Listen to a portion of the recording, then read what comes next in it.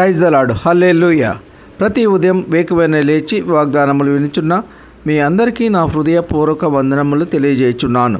ప్రతిరోజు దేవుని వాక్యము విని దినచర్యలు ప్రారంభించట వలన రోజంతా దేవుని కాపుదల, ఆయన మెండైన దీవెనలు, ఆశీర్వాదములు మనకు మెండుగా ఉంటాయి. ఈ దినమునకు ఏర్పాటు చేయబడిన వాక్య భాగము సామెతల గ్రంథము 4వ అధ్యాయము 10వ వచనం. నా కుమారుడా, నీవు ఆలకించి నా మాటలను అంగీకరించిన ఎడల నీవు దీర్ఘాయుష్మంతుడవగదువు. ఆమెన్. హల్లెలూయా. ప్రియ సహోదర సహోదరి, దేవుని వాక్యము వినుట వలన, ఆయన మాటలను ఆలకించి అంగీకరించుట వలన మనకు ఆ దేవాది దేవుడు దీర్ఘాయుష్మంతులుగా చేయును. మనము జీవించే కాలము అత్యధికముగా ఉంటుంది. కావున ప్రియ సహోదర సహోదరి, దేవుని యందు భయభక్తులు కలిగి దేవుని వాక్యమునకు లోబడి దేవుడు వాక్యము ద్వారా తెలియజేసిన విధముగా మన నిత్య జీవితంలో, సమాజములో మనము ప్రవర్తించే ప్రవర్తన, మనము మాట్లాడే విధానము, మనము చేసే క్రియలు ప్రతిదీ దేవునికి ఇష్టానుసారంగా ఉండాలి. దేవునికి విరోధంగా ఏ పని చేసినా అది తుదకు అభివృద్ధి కోల్పోతుంది. మనకు ప్రయోజనకరముగా ఉండదు, నిష్ప్రయోజనముగా ఉంటుంది. దానివల్ల నష్టాన్ని, కష్టాన్ని మనమే కొని తెచ్చుకుంటాము.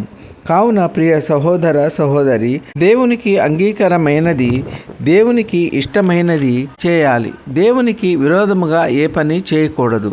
కావున ప్రియ సహోదర సహోదరి, దైవ సేవకులు మనకు వాక్యమును అందించినప్పుడు వాక్యము శ్రద్ధగా వినాలి. వేరే ఆలోచనలు అన్నీ వదిలి దేవుని వాక్యము వైపు దృష్టి ఉంచాలి. దేవుని వాక్యమును అంగీకరించాలి. దేవుని వాక్యమును శ్రద్ధగా వినాలి. మన హృదయంలో విన్న వాక్యము భద్రపరచుకోవాలి. అనేక మంది దైవ సేవకులు ఎన్నో కష్టములకు, నష్టములకు ఓర్చుకొని మనకు వాక్యమును అందించినప్పుడు శ్రద్ధగా ఆలకించాలి, గైకొనాలి. ఇలా చేసినప్పుడు ఆ దేవాది దేవుడు మనకు దీర్ఘాయువు మరియు ఆయన మెండైన దీవెన ఆశీర్వాదములు కలుగజేస్తారు. ఈ కొద్ది మాటలు దేవుడు దీవించునుగాక. ఆమెన్. ప్రార్థన. కృపా సత్య సంపూర్ణుడు మా ప్రియ పరలోకపు తండ్రి, మీ ఘనమైన ఉన్నతమైన నామమునకు వేలాది వందనాలు, స్తుతులు చెల్లించున్నాము తండ్రి. మీరు గొప్ప దేవుడవు, శక్తివంతుడు, సర్వాధికారివి. మీకు స్తోత్రములు. గడిచిన దినమంతా మీ చల్లనైన రెక్కల నీడలో కాచి కాపాడినందుకు మీకు స్తోత్రములు. మరి ఒక నూతన దినము మాకు అనుగ్రహించినందుకు మీకు స్తోత్రములు.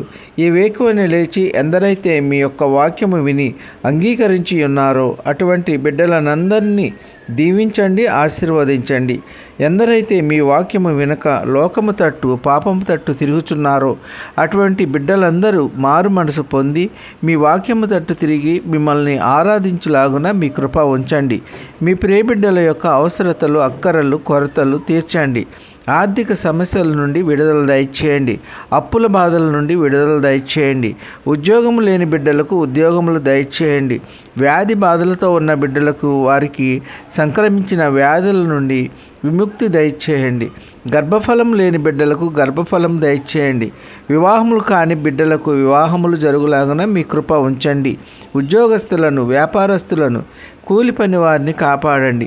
వారు చేయుచున్న పనుల్లో, రాకపోకల్లో కాపాడండి. బీదలను కనికరించండి. వారికి కావలసిన ఆర్థిక వనరులు దయచేయండి. కుంటివారిని, గుడ్డివారిని, మూగవారిని, చెవిటివారిని కాపాడండి. వారికి కావలసిన సాటి అయిన సహకారులను అనుగ్రహించండి. దిక్కులేని వారిని, దీనులను కనికరించండి. వారికి కావలసిన సహాయము అందులాగున మీ కృప ఉంచండి. కార్లు, బస్సులు, రైళ్ళు, విమానాలు, ఓడలు, ద్విచక్ర వాహనములు తదితర వాహనాల్లో ప్రయాణించే ప్రయాణికులను వారి వారి గమ్యస్థానాలు క్షేమంగా చేరుకునేలాగున మీ కృప ఉంచండి. వృద్ధులను కాపాడండి. వారికి కావలసిన సహకారులను ఏర్పరచండి. చంటి బిడ్డలకు మంచి ఆరోగ్యములు దయచేయండి. యవనస్తులు చెడు అలవాట్లకు బానిసలు కాకుండా మీ యందు భయభక్తులు కలిగి మిమ్మును స్తుతించి ఆరాధించే కృప దయచేయండి. ఈ కొద్ది మనవులు ప్రభు అయిన యేసుక్రీస్తు పేర వేడుకుంటున్నాము తండ్రి. ఆమెన్. విన్న వాక్యము దీవెనకరంగా ఉన్నట్లయితే లైక్ చేయండి, షేర్ చేయండి, సబ్స్క్రైబ్ చేసుకోండి. మీ సహోదరుడు Kola Daniel. God bless you.